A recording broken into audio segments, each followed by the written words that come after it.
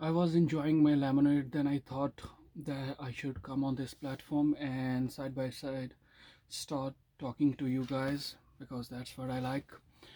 And I was just thinking about the impulses, the biggest impulse, and what happens when an impulse dominates our life and we keep on thinking about that.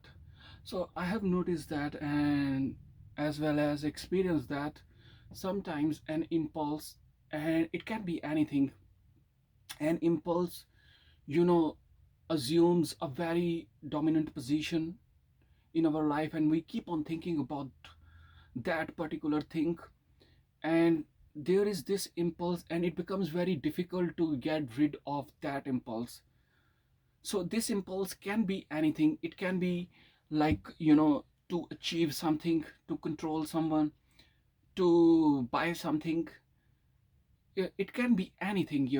There are, innumerable, infinite types of things that could fall under that impulse.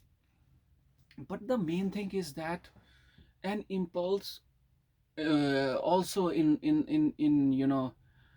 uh, in the matter of affection and love, that impulse is also there when you are unable to think about someone else, because that particular person is there in your mind and you are kind of a victim of that impulse.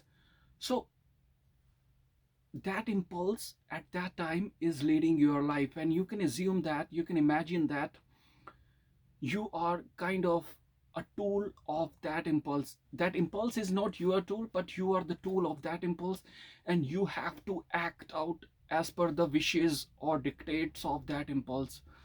So impulse is like the, it is the expression of emotions. It is emotion itself.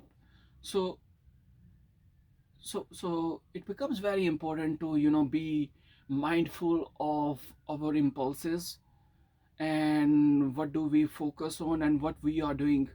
Sometimes we keep on doing things, and we know that it is not right, it is morally not acceptable, it is socially not acceptable, but still we do that.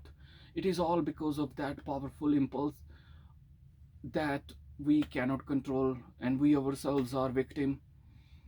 And I was just thinking about that impulse and how powerful it is, and how helpless we are in front of that impulse. Though we are the originator of that impulse, we are the creator of that impulse, but still it dominates, it controls our actions, it leads to our downfall, it leads to our death sometimes, but we are helpless in that matter.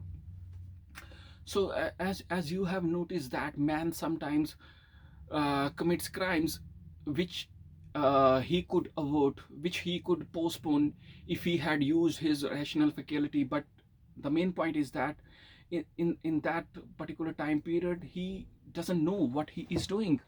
So he is, in that weak state and unable to control his impulses, and at the end he just succumbed to that powerful force of which he has no solution so far. Man has always been a victim of that impulse.